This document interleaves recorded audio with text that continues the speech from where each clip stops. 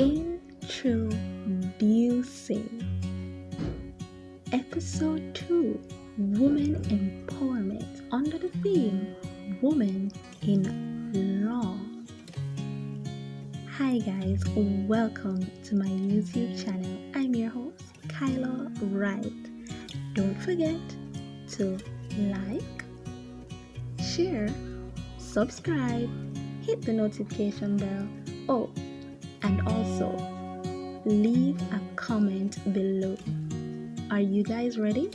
Let's go.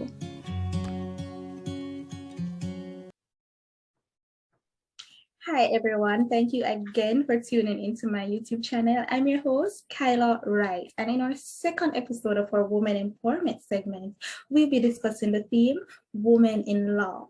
And here with me is a phenomenal woman, a woman that has been in the legal industry for years, a woman that owns her own legal practice called Kyla Mullings, Attorneys at Law, a woman that we definitely have to give her flowers to while she's here. So guys, help me welcome my guest speaker, attorney at law, Gillian Mullings.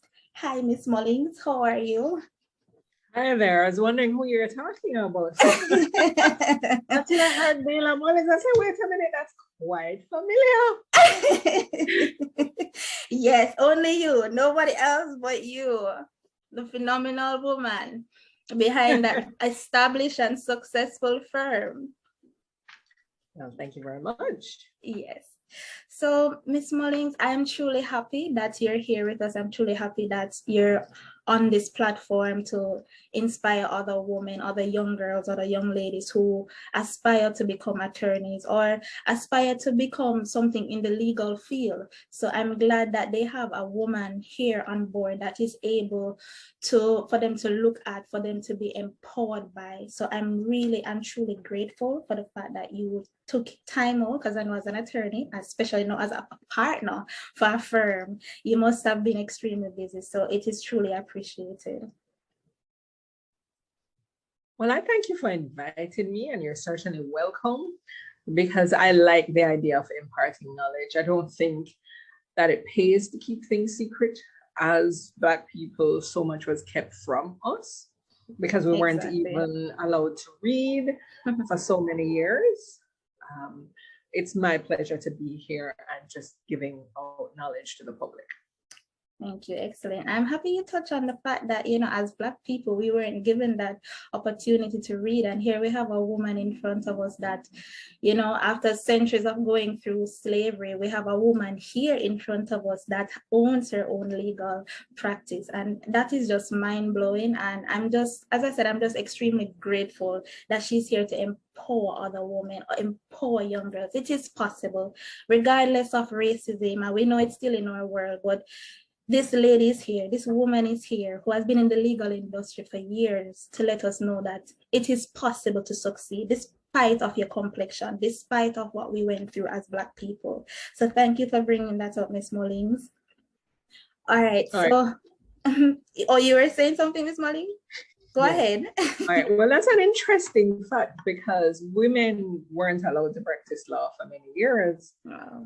And one sneaky little woman saw that the statute said person in terms of who is entitled to practice law.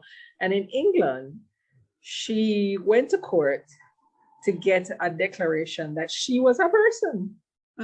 Wow. And therefore, if she was a person, she was entitled to practice law. Which is right. So, faced with the dilemma, the judicial body simply said everybody knows women can't practice law. But I thought it was very interesting that she sought a declaration that she was a person. Yeah. But and that's definitely a lawyer. I mean, look at the angle that she meditated and researched and thought about it from that angle, to look at the word and said person. That means that's a human being, male or female. That's what is interesting about that is in all the years that women weren't allowed to practice medicine or engineering or any of those other disciplines and architecture, nobody actually went to look at the statute to say who's an architect. Wow. And who can be a doctor. But the woman who wanted to be a lawyer looked at the statute as to who is to become a lawyer. Right. To show you the purpose is already there. And, you know, it's just paving the way for us women. I thought that was interesting. It is. I digress. It's your show and I'm not taking Guys, really, it wasn't a part of the topics that we are to be discussing, but you can't help but to talk about things that are of substance, things that are important to our world, to our history, to our roots, as Marcus Garvey mentioned. So diving into things like this, if it's inevitable, it's just inevitable because we've been through a lot as people and as women. So certainly such an important topic, I believe we can have in this form, even if we didn't, you know, pencil it out. So thanks for that, Ms. Mullings. And on that note, we're going to start off with the first question. Ms. Mullings, what or who made you fall in love with law? I don't know if anybody really falls in love with law or even laws, because law is just the study of a body of rules by which a society governs themselves. You know, back when we were nomads roaming the plains of Africa and lightning used to strike, their elders of the tribe used to say, boy, stay away from water or hide in a cave. So that's how laws begin, because in order for us to survive and not be struck by lightning back in the early days, we had to make some decisions. In order for people not to feel like they're hard done by, that they have put all their money into something and been robbed, then you have to give them something that approximates to a system where they will somehow feel satisfied and not challenge that system. Because if you don't have law, you have anarchy. So law is more about a body that you respect rather than something that you love. So I came to respect the law when I started studying, because it was hard and we had to study for hours and live in libraries. But after a while, you start to understand the nuances of what it is, of what the practice of law is, the gray areas, the things that are not entirely clear, because no one writing a law can ever predict all the circumstances in which it's going to be used. So it does get very interesting. And it's just a wide scope of law that made me really respect it and have a desire to really understand it and all the different facets. Right. Wow. Thank you so much for that. It's a perspective to look at. And as you said, it's really necessary having laws in place to, you know, govern persons. You know, if we don't have laws, I believe that we'll be in a very chaotic world. So even thinking about religion, laws have to be there, because as people, we'll just do as we please, and God knows what will happen from there. So a very good perspective that is, and thank you for that.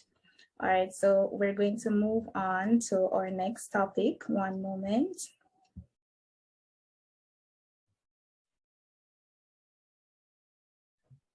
Right, so Ms. Mulling, when did you become an attorney? That was 1998. A little while ago. That's what? That's 20 something years? Yes. It would seem so. Yes, it was. That's a lot. Guys, I told you, she's been in the industry for a long time. This woman before me is like a legend in the field. I'm telling you. She really is. All right, so we're going to move on to our next topic, which is, Ms. Mullings, were there any challenges that you faced in starting your own legal practice? Well, the first challenge in starting business is money. So starting out, I had to find the money, which came from my savings. So I rented a place. I, paid for some employees to be trained and start working for me. And it was that first week that we opened. I think I worked till 10 o'clock every single night because I was afraid to leave. I thought that if I left, somehow the place would crumble. But what happened is that people heard that I was now on my own. They just wanted the address. I don't even think I had a phone apart from my cell phone that first day we opened. But persons just found my address and just walked there. I took the bus and or drove and had me. On the very first day, I had like 4 clients that came to see me. So financial slowly worked itself out, but it took a good 5 years before we had any kind of steady cash flow. The other difficulty we had was just generally dealing with people who were not so ethical. There are people who, will get in an accident. Well, we'll hear about an accident and then purport to have been in the vehicle. The lawyer doesn't know when these people approach. They also, won't know that what they're producing are fraudulent documents. So you always have situations where people come to you and you have to scrutinize very well. And sometimes even with the best of scrutiny, you don't know. So that is a challenge. And once you figure out what's going on, you have to move quickly. Yeah. There are a lot of requirements also in terms of the legal profession, continuing legal education, various accounting declarations, also something Proceeds of Crime Act. You have to fulfill all the requirements of the Proceeds of Crime Act. So you have to know a lot. And you have to do a lot of reporting, which is not easy for a lot of people. Keep up with the level of reporting. So that's why I really have a firm, because I could never do all of that by myself. It's far easier to have somebody whose job it is to do it. Makes life so much easier. So those are really what were major challenges for me. And of course, accounting, especially because you're depending on other professionals. And if you choose the wrong one, let's say it could be problematic. Oh, wow. So there were challenges, guys. There, as Ms. Mullings explained, financial challenges, the reporting aspect of it, having to, be consistent with that can pose challenge as well for you as, persons who want to go into, women who want to go into the legal field, women who want to be an attorney, you have accounting to do, and you have to do that on certain periodical basis. So those are some of the challenges, as Ms. Mullings explained. But a keynote that I took from what Ms. Mullings said is that when she started out, she stayed there until 10, and not only that, and not only that, but clients, at least 4 clients showed up for her. So I think Ms. Mullings, she didn't just have a dream, but she also had faith. And that, I believe, is also important. So she stayed at her office, she had faith, she had a drive as a woman, and it came through. And 20 odd years now in the field, having a successful firm. I mean, what more could you ask for in terms of empowerment or motivation? This is strictly motivation, women and young girls and young ladies out there who aspire to be an attorney or be in the legal field. Take your cue from Ms. Mullings, and she has definitely left her mark, has been leaving her mark. So take your cue. Thank you, Ms. Mullings. You're welcome. Oh, you're muted. Thank you. Thank you so much for that, Ms. Mullings. All right, so our next topic is what type of recommendations or suggestions would you provide to a new female attorney who would like to have a successful legal career? First of all, you have to build up your clientele. So each client, you have to treat like they're going to be your neighbor tomorrow, and they're going to move next to you tomorrow, because actually that might happen. So you have to treat them well, but also you have to keep boundaries. Now with WhatsApp and email and Instagram and all those lovely things, people want to message you all day and all night. So you have to establish your boundaries early in the relationship. Are you available all day and all night? Trust me, you can't keep that up. So you'd have to say, look, I'll give you a grace period until about 6 o'clock. You can message me and return your message. But after 6 p.m., emergency calls only. And any text you send me, I'm going to look at it in the morning. Right. Ditto for public holidays and for weekends, because there's a law of work. Work expands to fit any space you put it in. So wherever you put work, if you're going to give yourself 20 hours a day to do work, work will fit into 20 hours. Mm-hmm. So you have to decide for your own health where your boundaries lie. Bear in mind that even lawyers who came of age and who practiced during the time before social media experienced severe lifestyle illnesses, diabetes, high blood pressure, and very severe illnesses, much less for us who constant contact is possible. Mm-hmm. So you have even more of an impetus as a young attorney to really take care of your health. Mm-hmm. And I know it's hard because a lot of people want you to put in hours, give them billable hours. Mm-hmm. But you always have to remember that if you trade your health for money, the money can't buy back your health. Well, a word. I had to stop. A word. Facts. The other thing is, you have to keep your work life separate from your home life, because it's very easy for them to intrude. And what you need from your home life is persons to be there for you personally. But a lot of other professions like medicine and engineer, colleagues work together to achieve a result. A lot of times as an attorney, you are working on your own. You maybe have a secretary, you may have a bureau, you may have none. And the people who are around you, you're not really working with. And when you go to court, you're really fighting against someone else, or fighting on behalf of the client with another attorney. So that takes a toll on you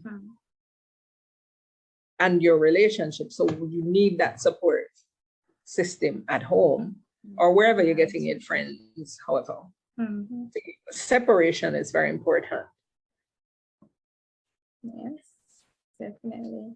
I love that. I love those suggestions and recommendations, because I mean, Ms. Mullings, you hit some substantial aspect, because even though we want to, have these accolades and accomplishments in life, as a human being, the human aspect of us, the health aspect of us, the family time aspect of us is very important. We are not just, born to just work. We're not machines. We're human beings. So for somebody who has been in the industry for such a long time, I have to keep reiterating this. She has been in the industry for a long time, and she owns her own firm and can tell you to, prioritize your mental health, prioritize your family time. These things are crucial to any human being, man or woman. We're focusing on women empowerment, human being overall. these things are important. So I'm happy you touch on that, because a lot of persons, I know of a lady that she was studying nursing, and probably I think in her second year, because she was studying so hard and she wanted to ace everything, and a blood vessel just pop in her head. Right? A lady got her master's and she died shortly after. These things, we have to be able to unwind, the self-care. We're not saying don't, go after what you want and have that drive, but the human aspect is very important, as Miss Mullings mentioned. You're not a machine, you're a human being. So thanks for that, Miss Mullings. Thank you for that. All right, guys. Well, thank you for having me. Oh, you had another. Oh, okay, go ahead. The final thing I would say is try and have a good time. Because when you get into a courtroom, it's very stuffy. When you go into formal meetings, it's very stuffy. So try, when you are preparing your documents, to have a good time. Let me give you an example. We had a case where some fish died. And in that particular case, there was an allegation that the fish were being killed by a type of algae. But it turned out that the fish ate the algae, and that the algae was something that could be harvested and used for other purposes. So we said, look, why would the fish be killed by their own food? So it was a running joke in the whole office the whole time. Oh, your food can kill you. And then we said, there's no way to keep the fish away from the algae. So what were you gonna do? Tie the fish up every time the fish go up to the algae and say, no fish, don't touch the algae. Don't touch algae. Don't touch that algae. I need it. So, we made these jokes throughout the time when we were working. Yeah. And it's, it was a very, very severe case, but we managed to get through it with a lot of humor. Yeah.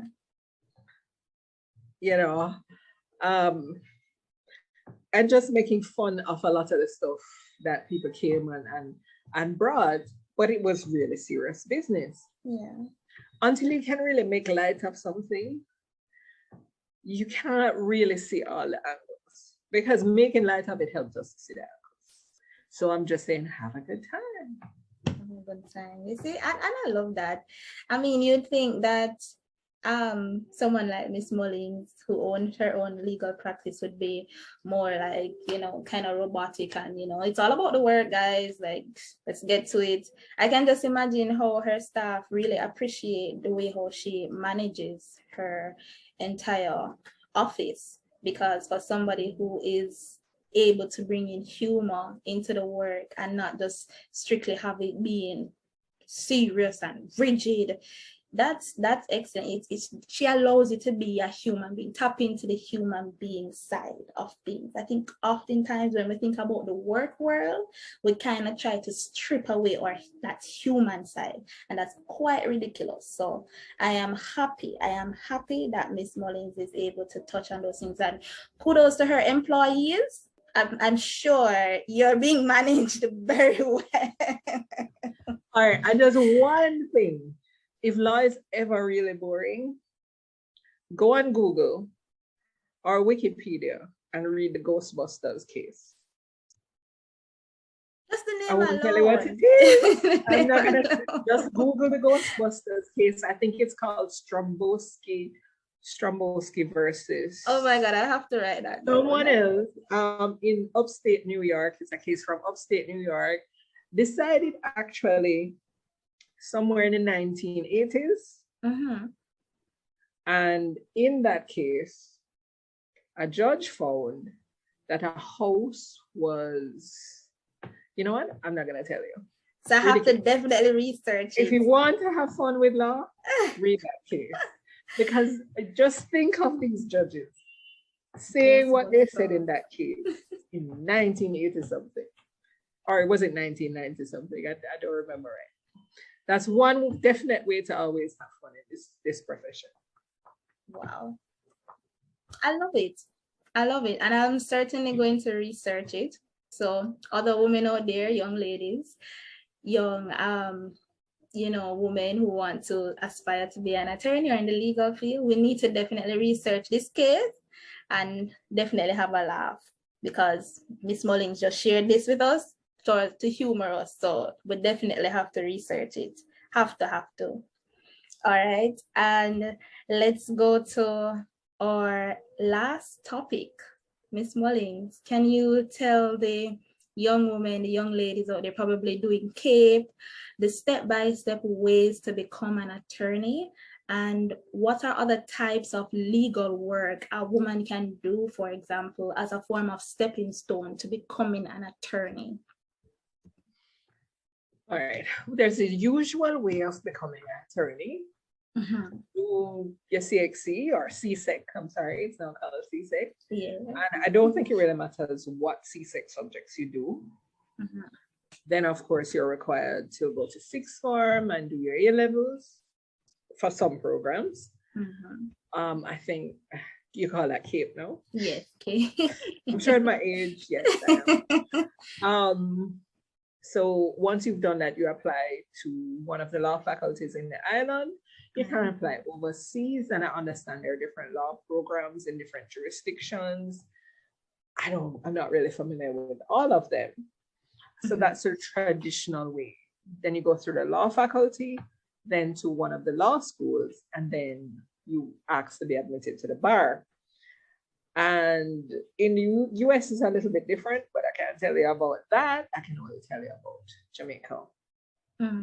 Another way I've seen people do it is go into the court system and use the court system as a pivot to get into the law faculty and to get admitted to practice from there. I've also seen police officers who climb up the ranks and also become lawyers. But separate and apart from doing those things, if you want to practice in the legal field, you can become a paralegal, you can become a professional investigator. Good investigators are in high demand. Unfortunately, there's a lot of fraud and scamming that is out in the world now. So finding people is a very valuable skill. There's also handwriting experts and forensic experts, particularly handwriting experts who are very rare in Jamaica. A lot of times people have to send for experts overseas, and that's pretty costly. Wow. And there are other little things, process service, smaller trades in the business, even people who assist with bail. So there's room for a lot of different people in the industry. And of course, the regular government persons, such as the judges, prosecutors, master in chambers, registrars. Yeah. If you're thus inclined. In my view, there's a lot of scope for persons in the legal industry. It's the only industry where women earn 97% of what men earn, meaning that the prices are just that similar. The costing is that similar. You don't find that in anything else, not medicine, not engineering. There's hardly any other profession where men and women are almost equal in terms of their earning potential. Excellent. Thank you so much for that. That's definitely something for a lot of women to look into who aspire to be in the legal field. Guys, we were here with Miss Gillian Mullings, attorney at law, partner and owner of Naylor and Mullings, attorneys at law. We are so happy that she was here to grace us with her presence, her knowledge, and just the aspect of her. I don't know if anybody else has seen this side of her, but she really is a lady that is full of humor, full of substance, is full of knowledge as well. I mean, this lady can can really see that she reads a lot. She knows about her history. She's not just about law, but she's about humanity. She's about, you know, researching on different cause and racism, everything like that, knowing her history as to where she's coming from as a person, as a Black woman, and that is very important. So this lady is just phenomenal, as expressed before. So thank you again, Miss Mullings. It was really a pleasure to have you here, and I know for a fact that a lot of these women out here who aspire to do law is definitely important. And if it is that you have any legal case, you can certainly go to her. As I said, she has a lot of experience in the legal industry. I'm not paying her.